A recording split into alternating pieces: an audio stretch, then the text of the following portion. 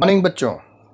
Techno शिक्षा आज आपके लिए आपकी 12th क्लास की हिस्ट्री का चैप्टर 3 का लास्ट पार्ट यानी पार्ट 4 लेके आया है, जिसका मैंने बताया था नया नाम social histories using the Mahabharata का यूज करके जो सोशल हिस्ट्रीज का पता लगाया है इस चैप्टर में बताया गया है। पहले इसका नाम किनशिप कास्ट एंड क्लास, बंधुत्व जाति तथा वर्ग होता था। ठीक है, तो जिसने ये पहले वाला वीडियो नहीं देखे हैं पहले वो फर्स्ट सेकंड थर्ड पार्ट देखें और इस फोर्थ पार्ट को देखें और फिर इस चैप्टर को अच्छी तरह समझें। इस चैप्टर के लास्ट में आपको कुछ क्वेश्चंस दिए गए हैं, उन्हें जरूर सॉल्व करें और कमेंट्स में अपने आंसर लिखें। ओके, और पहली बार अगर इस चैनल से जुड़े हैं तो इस चैनल को सब्सक्राइब जरूर करें और इसके पास का जो बेल आइकन है उसको जरूर प्रेस करें ताकि सभी चैप्टर आपको जैसे ही अपलोड करूं तुरंत मिलते रहे।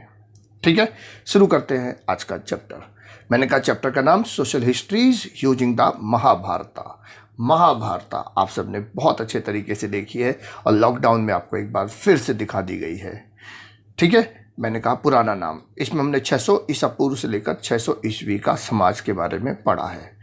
ओके, तो इसमें 5 टॉपिक हम कर चुके हैं। अब इसके 2 टॉपिक जो बचे थे वो आज देखते हैं, जिसमें पहला टॉपिक आज के लिए है साहित्यिक स्रोतों का इस्तेमाल, इतिहासकार और महाभारत। ठीक है, साहित्यिक स्रोतों का इस्तेमाल कैसे करते हैं इतिहासकार, और इसका महाभारत से यूज बताया गया है। इसमें हमें इसके लैंग्वेज और कंटेंट के बारे में बताया गया है, ऑथर्स और डेट्स के बारे में बताया गया है, द सर्च फॉर कन्वर्जेंस, सादृश्यता मतलब इसकी सादृश्यता की खोज की गई है। आज के रेफरेंस में इसको खोजा गया है कि क्या कितना ये सटीक है। ठीक है, तो और दूसरा जो इसमें टॉपिक है वो है एक गतिशील ग्रंथ Mahabharata. Okay, a dynamic text Mahabharata. आइए शुरू करते हैं। कहता है handling text, historians and the Mahabharata. Historians consider these aspects when the analysis text. इतिहासकार किसी ग्रंथ का विश्लेषण करते समय किन पहलुओं पर विश्लेषण करते हैं, ध्यान देते हैं। आइए, पहला, the language of the book is simple और स्पेसिफिक, कि ग्रंथ की जो भाषा है साधारण या विशिष्ट कैसी है। सबसे पहले जो इतिहासकार हैं वो ये देखते हैं इसकी लैंग्वेज कैसी है, बिल्कुल सिंपल है या स्पेसिफिक है। सिंपल जैसे उस समय चला करती थी पाली, प्राकृत, तमिल, ठीक है, जो आम लोग यूज करते थे बोलने में, और जो पुरोहित और खास वर्ग द्वारा बोली जाने वाली भाषा थी वो थी संस्कृत। कहता है ग्रंथ का प्रकार, ठीक है, काइंड ऑफ, किस प्रकार का ग्रंथ है। उसमें मंत्र हैं जो अनुष्ठानकर्ताओं द्वारा पढ़े या उच्चारित किए जाते हैं, या कथा ग्रंथ है, ठीक है, जिन्हें लोग पढ़ और सुन सकते थे। मंत्र वाला है यानी कि पोएटिक है, और आपका प्रोज है, तो कवि क्या में गद्य है या पद्य है। ओके, तो कहता है मंत्रास विच वर लर्नड और chanted by the ritual specialist और stories that people could have read और हर्ड। तीसरी क्या चीज़ देखते हैं, मैंने कहा historians also try to know the perspective and ideas of the author. इतिहासकार लेखक के दृष्टिकोण एवं विचारों को भी जानने का प्रयास करते हैं कि लेखक का क्या दृष्टिकोण है, क्या उसके विचार हैं, इसको भी जानने का प्रयास करते हैं इतिहासकार।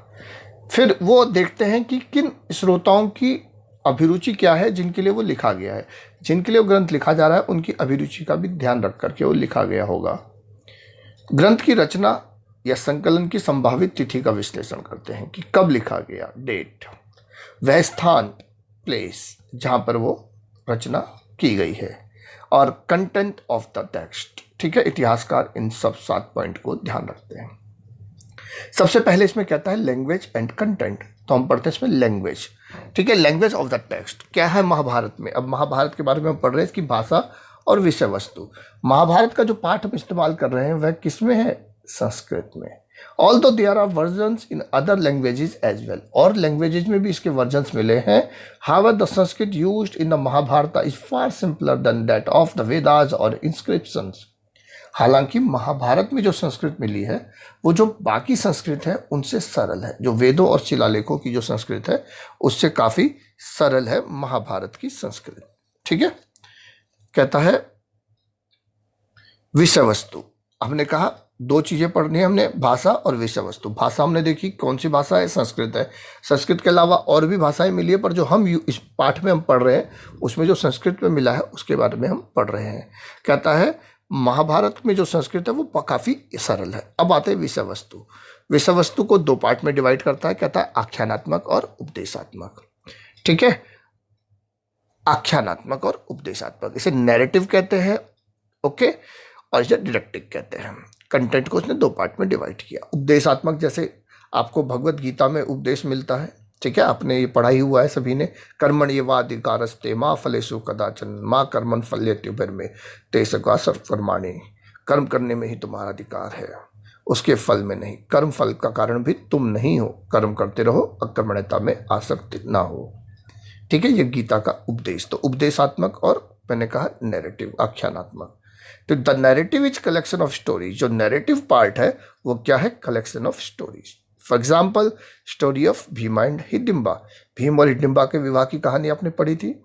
स्टोरी ऑफ एकलव्य, एकलव्य की कहानी आपने पढ़ी थी, कैसे गुरु द्रोणाचार्य ने उनका अंगूठा मांगा और उसने दे दिया। तो आख्यानात्मक भाग जो है वो कहानियों का संग्रह है।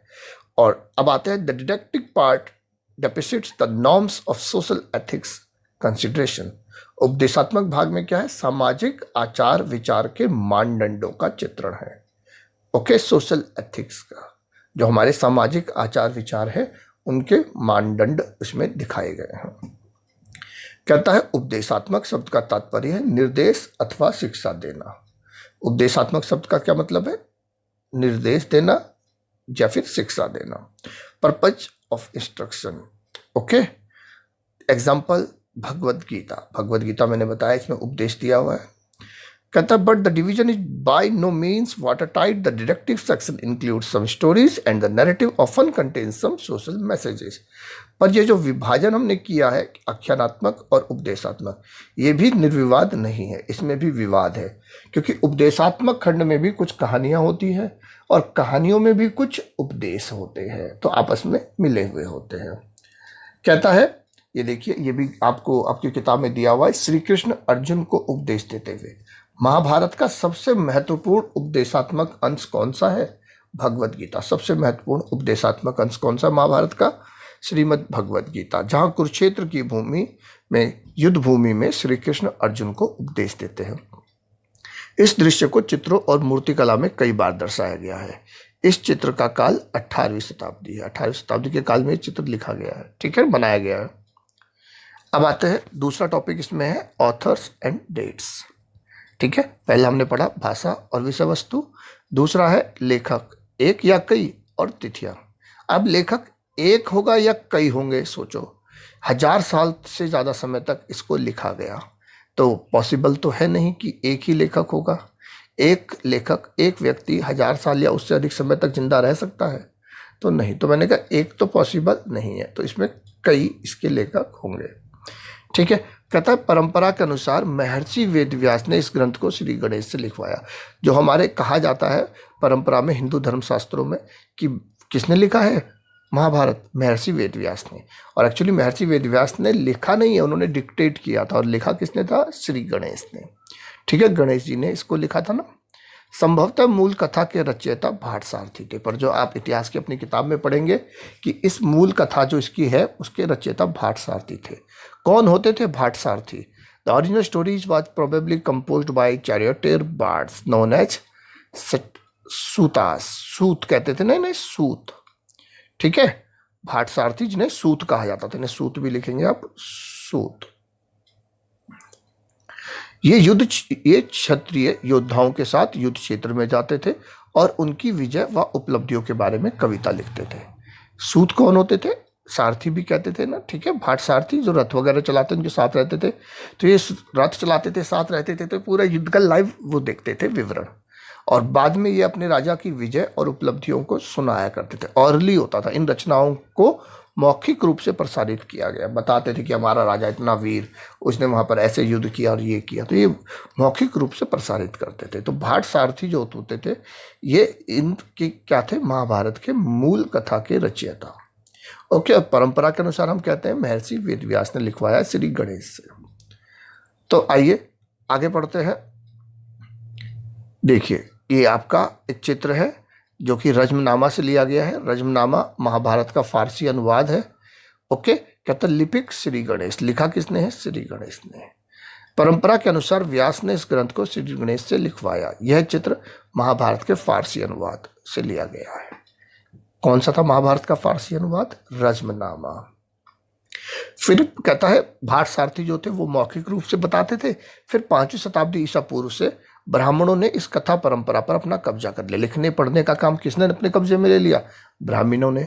अब कहता है यही वह समय था जब कुरु और पांचाल जैसी सरदारी मैंने आपको बताया था, छोटा क्षेत्र जो होता था, छोटा राज्य एक तरह से, ठीक है, जिनके चारों ओर महाकाव्य की कहानी घूमती है। किसके चारों ओर घूम रही है? कुरु और पांचाल। तो ये जो सरदारियां थी धीरे धीरे क्या बन रही थी? ये बन रही थी किंगडम, बड़ा साम्राज्य बन रही थी, राज्य बन रही थी। तो it is possible that convex uphill that the time of establishment of new states led to the establishment of the new norms in place of old social values।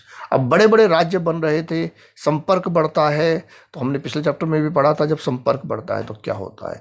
नए राज्यों की स्थापना के समय होने वाली उथल पुथल के कारण, ये उथल है, सॉरी उथल नहीं है, उथल पुथल के कारण सामाजिक मूल्यों के स्थान पर नवीन मानदंडों की स्थापना हुई।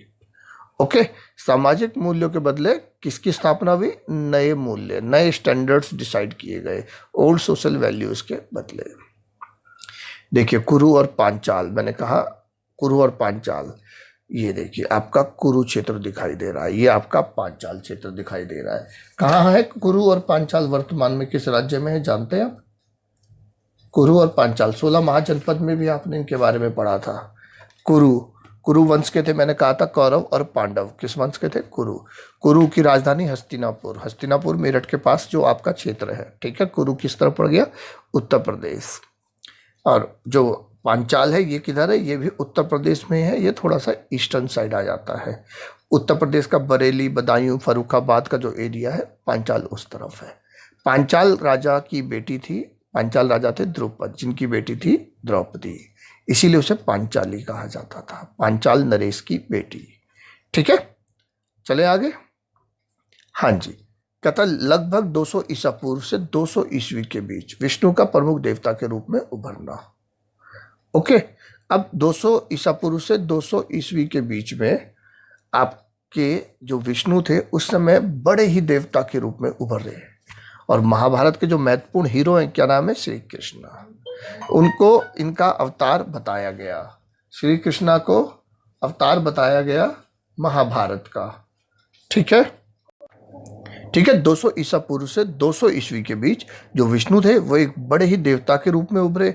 और जो महाभारत के महत्वपूर्ण नायक है, इंपॉर्टेंट फिगर है, वो श्री कृष्णा, उनको उनका अवतार बताया गया, ठीक है, इनक्रेनेशन बताया गया विष्णु का। और 200 से 400 ईस्वी के बीच में मनुस्मृति से मिलते जुलते जो उपदेशात्मक प्रकरण है वो महाभारत में जोड़ दिए गए। कहता है महाभारत के प्रारंभ में, महाभारत शुरू हुई लगभग लिखनी 500 ईसा पूर्व से, और कब तक लिखी गई? मैंने कहा 1000 साल तक लिखी गई, यानी कि 500 ईस्वी के आसपास तक लिखी गई।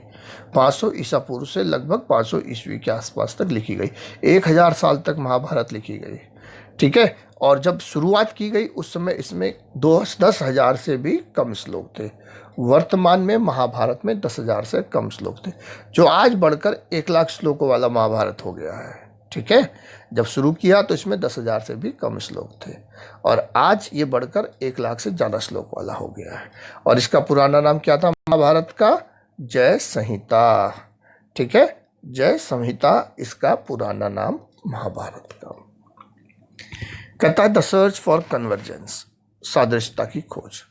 1951-52 में पुरातत्ववेता जो है हमारे आर्कियोलॉजिस्ट बीबी लाल, इनका पूरा नाम था ब्रिजबासी लाल, इन्होंने मेरठ जिले में उत्तर प्रदेश में है ना का एक हस्तिनापुर गांव है, वहां पे इन्होंने उत्खनन किया तो पाया कि क्या ये वही हस्तिनापुर है जिसका महाभारत में वर्णन है।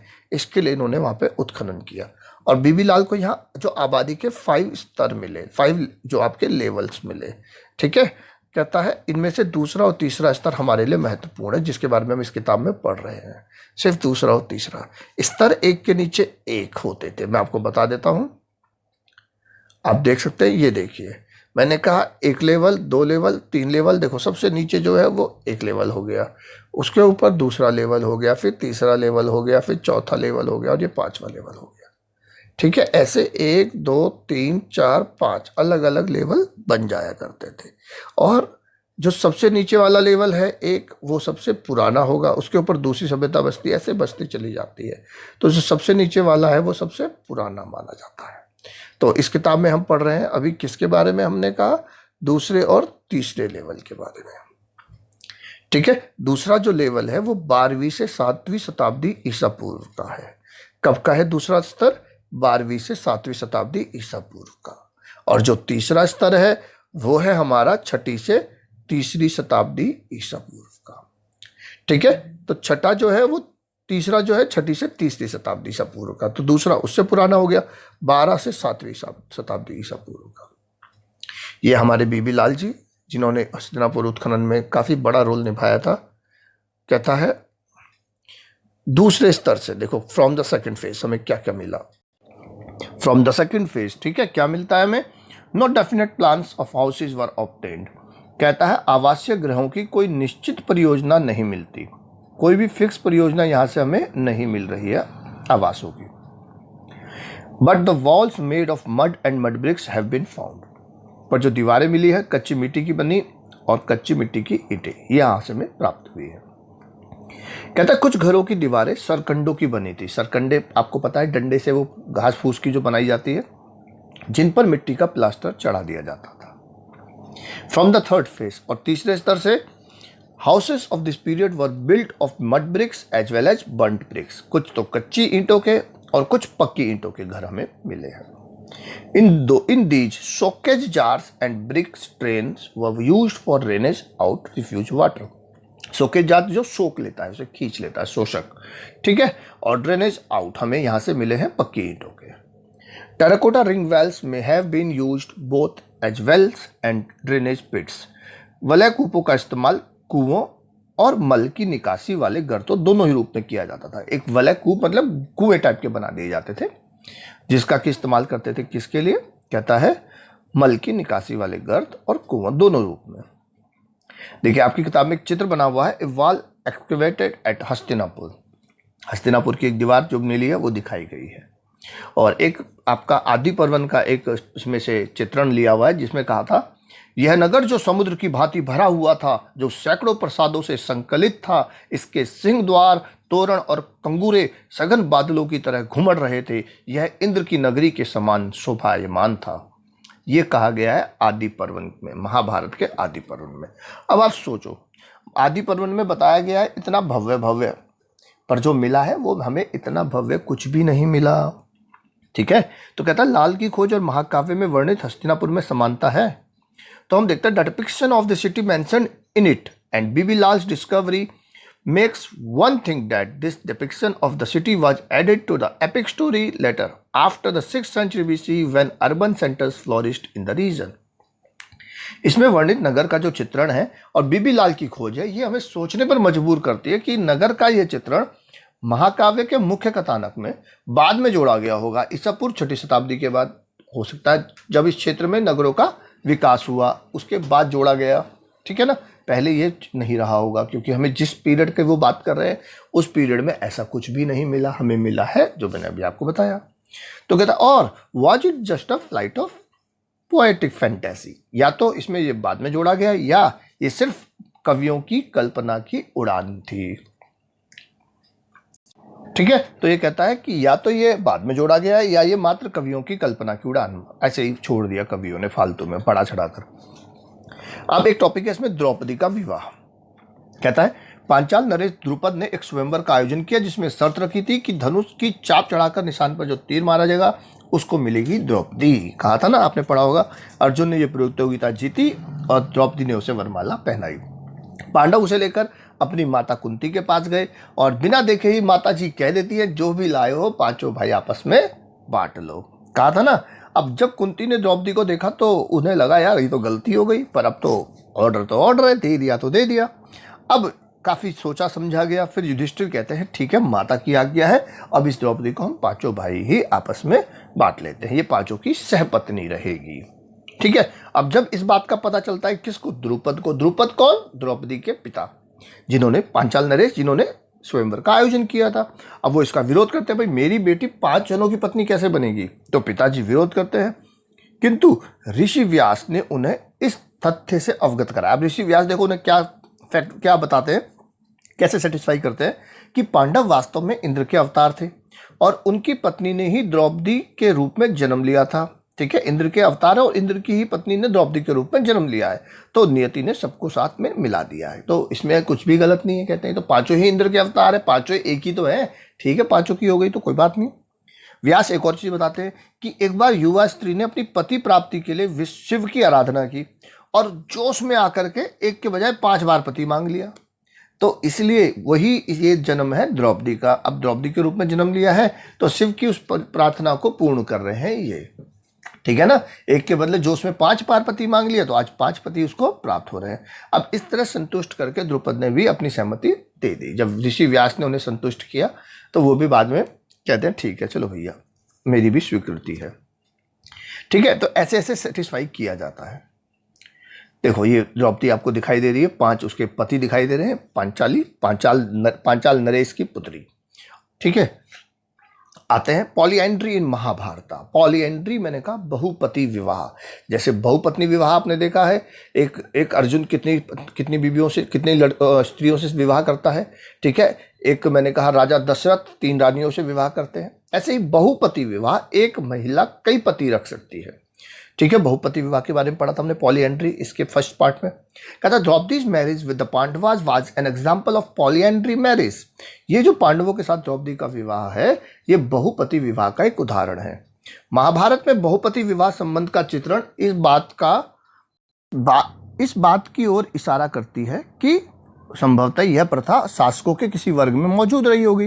राजा लोग इस प्रथा को प्रयोग करते होंगे, किंतु समय के साथ ये प्रथा जो थी ब्राह्मणों में अमान्य हो गई। अब जो ब्राह्मण मना कर देंगे तो वही तो आचार विचार बनाते हैं, ब्राह्मण ही तो आचार तैयार करते हैं ना, रूल्स रेगुलेशंस, तो ये प्रथा अमान्य हो गई।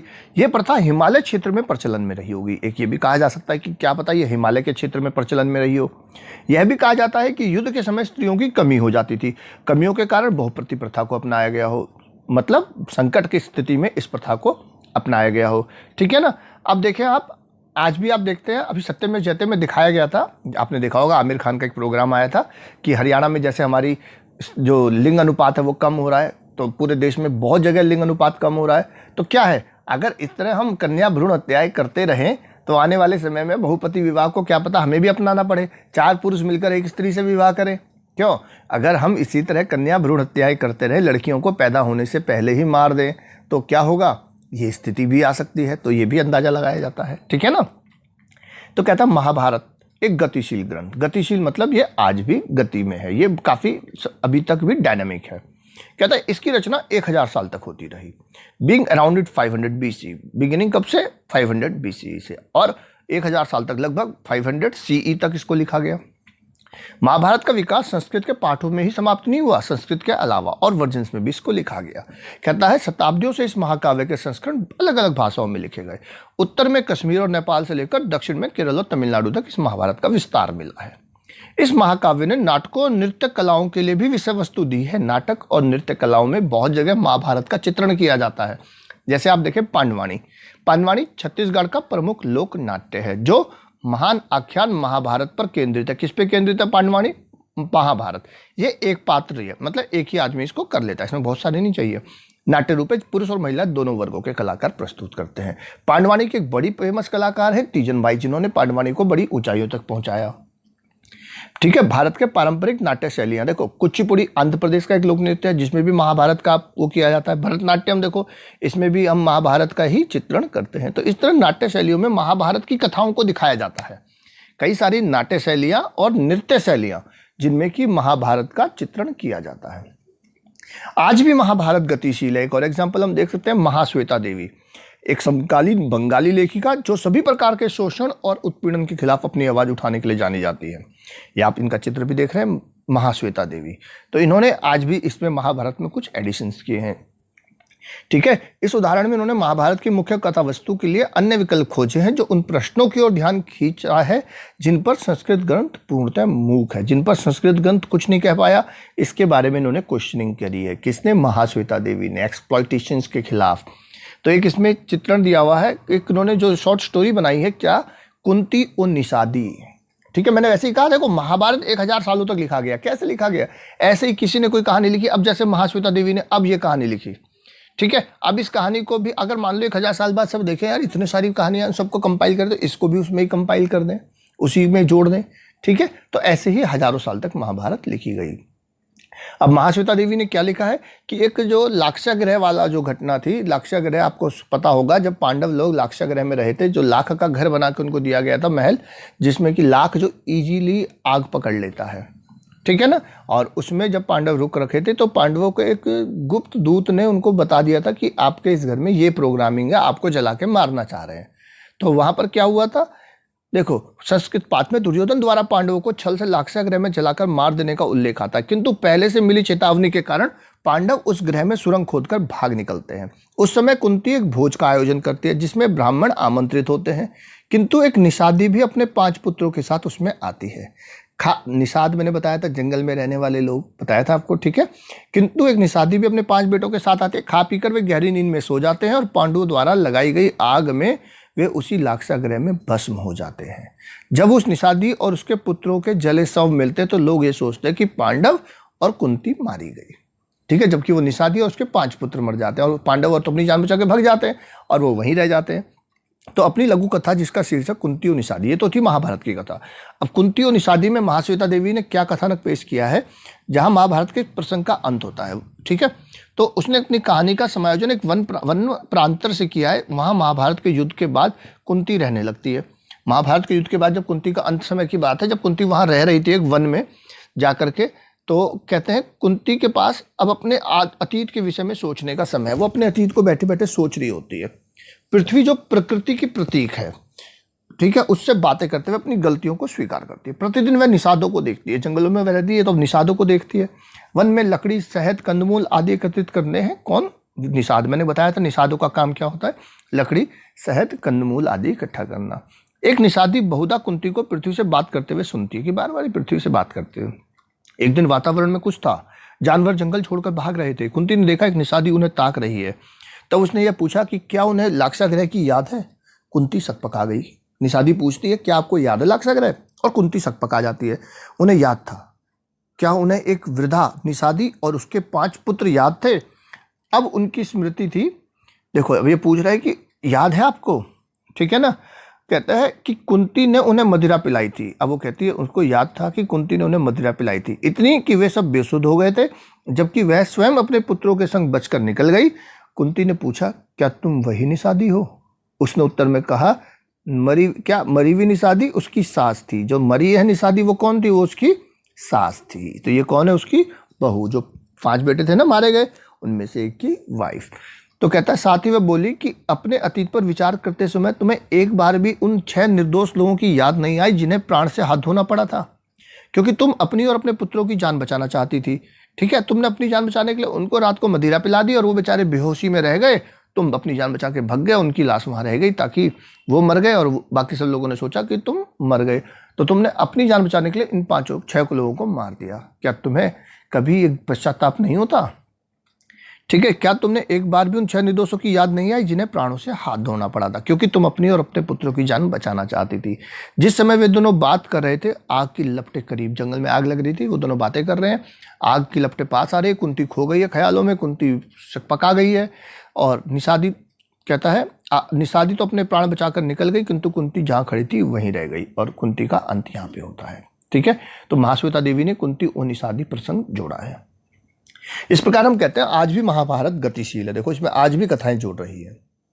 ठीक है, अब इसमें आपकी किताब के लास्ट में कुछ काल रेखाएं, टाइम पीरियड्स दिए हुए हैं, जैसे लगभग 500 ईसा पूर्व तक में क्या लिखा गया, पाणिनि की अष्टाध्यायी पाणिनि। ठीक है ना। अब कहता है 500 से 200 ईसा पूर्व में धर्मशास्त्र, धर्मसूत्र लिखे गए हैं। ठीक है, 500 से 100 ईसा पूर्व में लिखे गए हैं बौद्ध ग्रंथ, त्रिपिटक। ठीक है, सभी बौद्ध ग्रंथ कह रहा है आरंभिक बौद्ध ग्रंथ त्रिपिटक सहित। त्रिपिटक मैंने बताया था, सुत्त पिटक, विनय पिटक, अभिधम पिटक पाली भाषा में। 500 से 400 ईसा पूर्व में रामायण और महाभारत लिखी गई है संस्कृत में।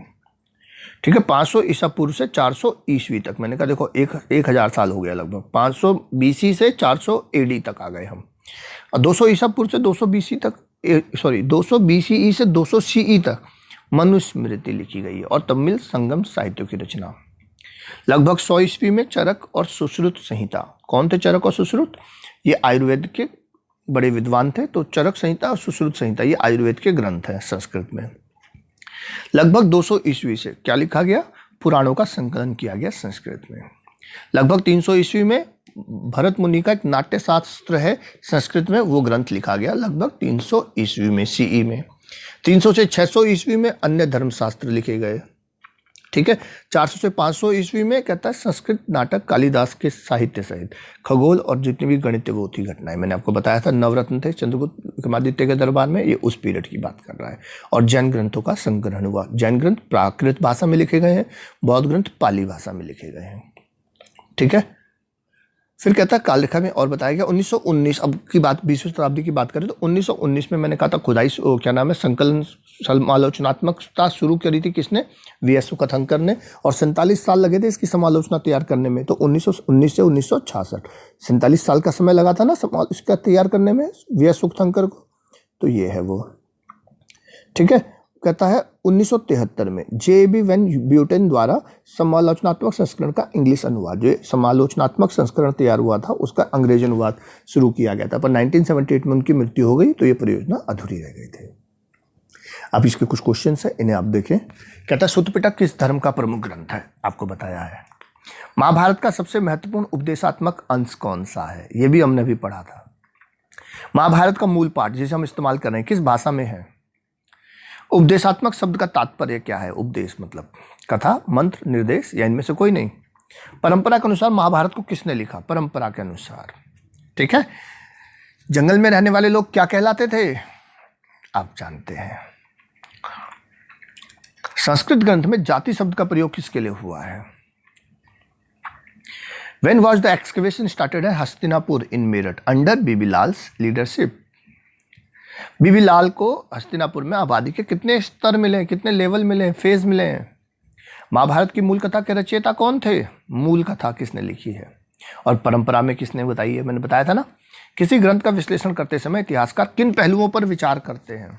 क्या देखते हैं? भाषा, प्रकार, क्या? महाभारत की स्टार्टिंग में कितने श्लोक थे? ब्राह्मणी व्यवस्था में गोत्र पद्धति कब प्रचलन में आई? महाभारत में कौरव और पांडव किस वंश से संबंधित थे? परंपरा के अनुसार महाभारत के लेखक कौन माने जाते हैं? परंपरा के अनुसार आख्यान से क्या अभिप्राय है? ठीक है, तो ये आप सभी के आंसर दें, कमेंट्स में आप लिखें।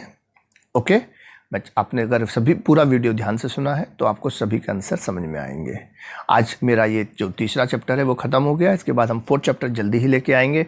तब तक आप इन 3 चैप्टर्स को अच्छी तरह पढ़ें और कोई भी प्रॉब्लम हो आप कमेंट्स करके पूछ सकते हैं। चलिए, सभी को नमस्कार, फिर मिलते हैं बहुत जल्दी।